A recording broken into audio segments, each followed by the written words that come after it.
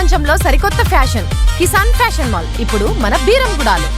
భరద్వాజ గారు, ఇప్పుడు English movie Odissi ఒకటి రిలీజ్ అయ్యే థియేటర్లో చాలా వేగంగా కలెక్షన్ రాబడుతుంది. అవును, అది తెలుగు రాష్ట్రాలకు సంబంధించి ఇంకా వేగంగా, నాకు తెలిసి 2 రోజుల్లో 8 కోట్లు 9 కోట్లు అంటున్నారు, 3 రోజులు 10 కోట్లు అంటున్నారు. ఇక్కడే భారీ వసూలు సాధిస్తేమని చెప్పి మాట్లాడుతున్నారు.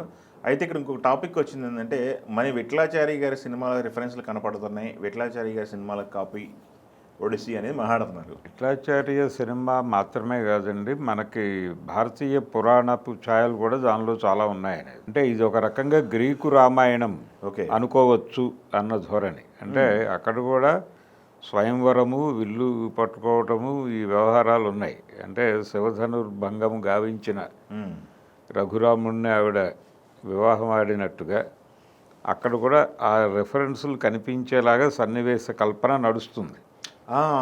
గొడ్డళ్ళు పెట్టేసి వాటి మధ్యలో విల్లుతో కొట్టడం. Okay okay. సో భారతీయ పురాణ కథలు చూసినట్టుగానే ఉంది అది. అదొకటి ఒక డిఫరెంట్ అటైర్లో అని. ఒంటికన రాక్షసుడికి సంబంధించిన ఒకటి ఉంది. అవును, భారీ కాయలకు సంబంధించిన ఇంకొక దీవిలో ఉంది.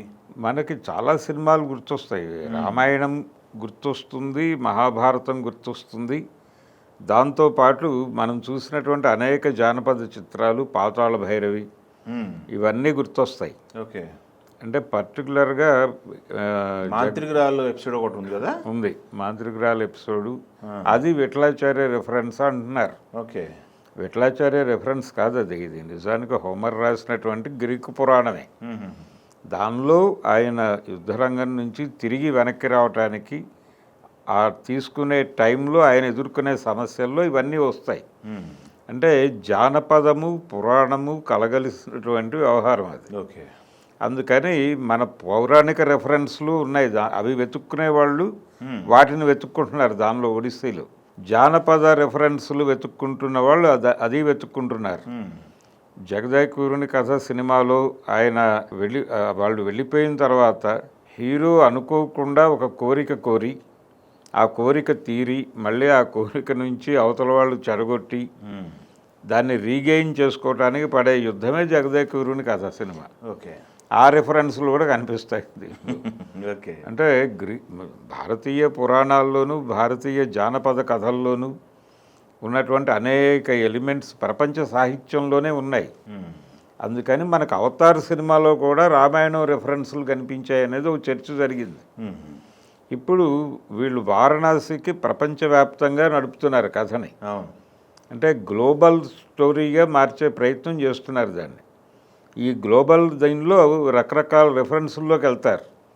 ఇప్పుడు క్రీస్తు జననానికి కృష్ణుడి జననానికి పోలికలు ఉన్నాయి, భాగవతానికి అలాగే బైబిల్కి పోలికలు ఉన్నాయి.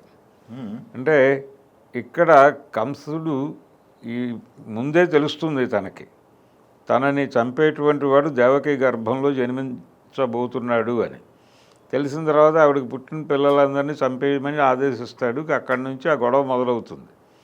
అక్కడ కూడా పిల్లల్ని చంపేయటం అనే ప్రోగ్రాం మొదలవుతుంది. బైబిల్లో కూడా పశువుల పాకలో అతి కష్టం మీద దాక్కుని అక్కడి నుంచి తప్పించుకుంటూ కంటారు. అక్కడ ఒక పరిశుద్ధాత్మతో ఆవిడ గర్భం పొందింది అనేది ఒక నేరేటివ్. ఇక్కడికి వచ్చేసరికి ఇక్కడ ఈవిడ జైల్లో ప్రసవిస్తుంది, ఇతన్ని తీసుకెళ్ళిపోయి మొత్తం అందరినీ నిద్రపోనిచ్చి ఇక్కడి నుంచి యశోద దగ్గరికి పంపించి యశోద దగ్గర పెంచుతారు. ఇలా చాలా పోలికలు కనిపిస్తాయి కృష్ణుడి జననానికి క్రీస్తు జననానికి. ఆ వాతావరణం అంతా ఒకేలా నడుస్తుంది. కాబట్టి ఇలాంటి పోలికలు ప్రపంచవ్యాప్త పురాణాల్లో కనిపిస్తాయి. చాలా పాత్రలు 3 క్యారెక్టర్లు ఒకేలా కనిపిస్తాయి. ఇప్పుడు బ్రహ్మ పాత్ర, ఇబ్రహీం పాత్ర, ఇవన్నీ ఒకేలాగా కనిపిస్తాయి సృష్టికి సంబంధించి.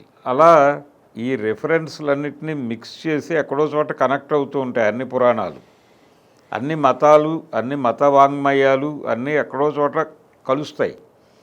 ఈ కలయికలన్నీ రెఫరెన్సులు తీసుకొని వాళ్ళు వారణాసి డిజైన్ చేసినట్టుగా కనిపిస్తుంది గ్లోబల్ ట్రావెలర్ అనే పేరుతో. గ్లోబల్ ట్రావెలర్ మాత్రమే కాదు, యుగ సంచారి కూడా అతను. అందుకని భారతీయ పురాణ ఇతిహాసాలని వీళ్ళు గ్లోబల్ లెవెల్లో చెప్పడానికి ఒక వే ఎంచుకున్నారు. అలాగే వాళ్ళు కూడా వాంటెడ్గానే ఇండియన్ మైథాలజీని ఇక్కడ కనెక్ట్ చేయాలి అని అనుకుని ఆ రెఫరెన్సుల్లో కథని నెరేటివ్స్ని నడపటం వలన సినిమా చూస్తున్న వాళ్ళు రకరకాలుగా కనెక్ట్ అవుతున్నారు. రామాయణం అనేస్తున్న వాళ్ళు ఉన్నారు. నిజానికి అలెగ్జాండర్ ఈ దేశానికి వచ్చాడు, భారతదేశానికి వచ్చాడు. ఆయన ప్రపంచ విజేతగా నిలబడటం కోసం యుద్ధాలు చేస్తూ ఇక్కడికి వచ్చాడు. పురుషోత్తముడు వీళ్ళందరితోనూ ఘర్షణ పడ్డాడు, అంబి లొంగిపోయాడు. ఈ యుద్ధ పరంపరలో భాగంగా ఇక్కడున్న పురాణాలు వాళ్ళు తెలుసుకున్నారు. వాళ్ళ పురాణాలు ఇక్కడ నడిచినాయి. వాళ్ళ పురాణాల్లో నుంచి ఇక్కడ ఇన్ఫ్లుయెన్స్ అయ్యారా, ఈ పురాణాలు వచ్చాయి, అప్పటికి బౌద్ధం ఉంది ఇక్కడ. అలాగే ఈ పురాణాల నుంచి వాళ్ళు ఇన్ఫ్లుయెన్స్ అయ్యారా అనేది ఓ చర్చ చాలా కాలంగా ఉంది. అలాగే సెల్యూకస్ చాలా కాలం ఇక్కడ ఉన్నాడు. అందుకని గ్రీకుకి భారతదేశానికి చాలా సంబంధాలు ఉన్నాయి. ఈ ఉన్న రెఫరెన్సుల్లో నుంచి ఈ పురాణాల రెఫరెన్సులు పట్టుకొచ్చి ఒక్కసారి అలెగ్జాండరు ఆ కాలం నాటి వ్యవహారాలు ఇప్పుడు సెర్చ్ చేస్తున్నారు జనాలు, ఒడిస్సీ వచ్చిన నేపథ్యంలో. ఈ సెర్చ్కి ప్రాతిపదిక అదే ఒడిస్సీనే. ఓకే.